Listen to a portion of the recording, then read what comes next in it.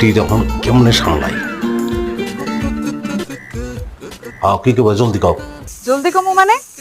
এই তুমি এখনো টাকা পাঠাও নাই কেন? হ্যাঁ, তুমি কি জানো যে আম্মা কি পরিমাণ মাইন্ড করছে?